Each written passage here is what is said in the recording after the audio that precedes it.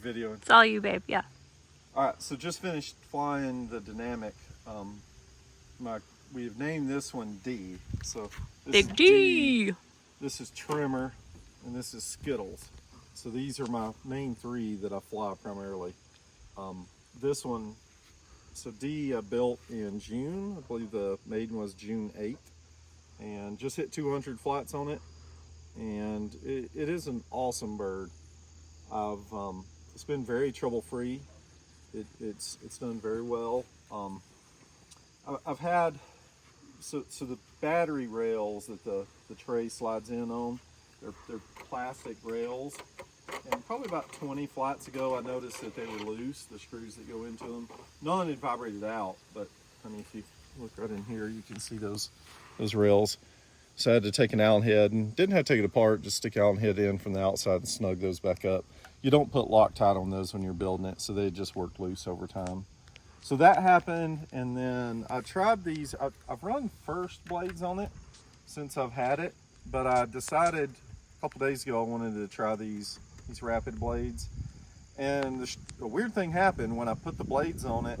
I went to snug up the blade bolt, and the nut stripped out. So it was a bit odd. And I mean, on this helicopter, keeping the blades really loose. So it's not like I was trying to torque down on them or anything, but it may have just been a defective nut, but one of those stripped out. And I thought at first it just dropped in the slot because it popped, and then it didn't. So I got both bolts and the nuts off of the Tron 90 and stuck in it to keep them on flying. But these servos are ones that I had in my raw 580 that I crashed, and they were a little bit notchy after that, so I put new gears in them. Probably didn't have to, but they've been smooth and trouble-free, and they've done really well. I flew about the first 120 flights on V-bar with it.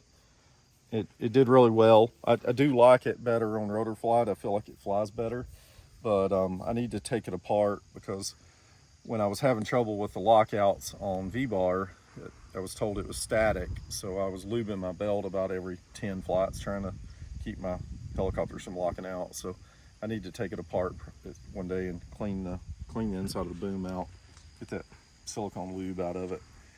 But it's been really trouble-free and not had any crashes with it. I started out, I dropped one tooth on the pinion, and that gearing didn't work out right, so I went back to the factory pinion, and that works out well. On this helicopter, I'm running a little bit different motor than I've seen most others run. So honey, if you come here close, this is a X-Nova Lightning 4025 670, and for me it's perfect with the stock gearing, with the Hobby Wing 130 on it. It's perfect because when I land flying at 1500 head speed, and this is my summary screen on rotor flight, it's showing, you know, max RPM was 1537. The reason it's more is I have pre-comp set. So cyclic and collective pre-comps that'll cause it to rise a little bit. But you can see on that flight, I pulled 2059 milliamps, and the max the throttle got to was 90.5. So I still had 10% headroom on it, or 9.5%. But run it on 8S with a 670 kV motor, and the stock gearing works out great. When I built it, I did swap the tail gear. So that's the 19 tooth tail gear, and just went ahead because I knew I was going to run at low head speed and put the speed up on the tail. But it does really good. I'm really happy. When I swapped it from V-bar, I just pulled the Neo straight off, put the Nexus in its place, and that did well. As far as, you know, any issues, you know, I don't like to put zip ties straight on wires. So if you see, and like I put the soft side of the Velcro in towards the wires, and then put the zip ties around the Velcro, and like back here, tie off anywhere it's tied. It's either got this wire protectant over it, or I'll wrap it. If it's bare wire, I'll wrap it with Velcro, one wrap with soft side in before I put the zip ties on it. That was one thing that Curtis Youngblood taught me when I flew out in Texas. I had a zip tie on one of my wires, and he said, get that off right now. He said, if you fly it much, it'll wear through the wire and cause a crash potentially. But yeah, no, it's good. I 3D printed my antenna holder. It works out nice. The helicopter's really lightweight. These blades are 700s. The 690 first blades probably do maybe a little bit better on it just from a torque perspective. These give a little more lift and a little more bite, but you can tell that the tail doesn't want to hold quite as well with these blades as it did the others. So either I may try a set of the Rapid 690s, and I think they may have a set of 680s. That might be an interesting one to try on it. But so this helicopter I just hit 200 flights on right now. It's a funny time because this one I just hit 100 flights on. I bought it from my friend Sean Kay, and shout out to Sean. Thanks for the good deal on the helicopter, I appreciate it. It's been a great helicopter. I went ahead and put the herringbone gear in it. Put the herringbone gear, put the belt tensioner inside it. So it's got the belt tensioner on it. That's really nice, I really like that. I've pre-ordered the belt tensioner and the roller that goes on the back for the Dynamic. I ordered it. It was a little over a month ago. They haven't come in yet. But this one, I've tried several blades on it. My favorite so far, the Rotortech Ultimate 700s. It's been an awesome helicopter. I've not had a single thing come loose on it. Running Futaba servos on it. I've got an Ego Drift motor in it, 4025 550 HT, and a Hobby Wing 200. I'm probably going to swap that out to a X Nova, like 4530 when I get a chance. I'd like for it to have just a little bit more power than what this motor's running with it. But this is an excellent flying helicopter. And then, so we talked about trimmer, and then this is Skittles. So Skittles, I bought this one from my friend Nick Wisdom right before Archie. So trimmer I got flying August 20th, I believe. Just hit 100 flights on it. This one I bought from Nick, and it was July 31st, I believe, was the maiden flight on it. And I flew it at Archie, and then the day after Archie, I crashed it at Fort Wayne. Completely my fault. Flying backwards, gave the wrong input, drove it right in on the ground on its tail. Brought it home, and I had the parts here. In about 3 hours, I had it flying again. So it's definitely a tough helicopter. I did, and when I crashed it, it broke the lower frames, and it bent the blade grip arms, broke the servo arms. Servos were good. It did shear the tail belt, and I had extra parts. So I got it back going again. Then I put the competition main gear. That's a nice upgrade. Competition main gear and the steel pinion. So this is the 11 tooth one. This one's running an X Nova 4025 530 and the Hobby Wing 180, and it's perfect on it. It's awesome. Love the combo. I'm about to build another orange one, and it'll be the same setup. I recently added the Gates belt, probably 20 flights ago. So put the Gates belt in it. And then I went ahead and replaced the dampers. They're a little bit loose, or they have a little bit of movement to them.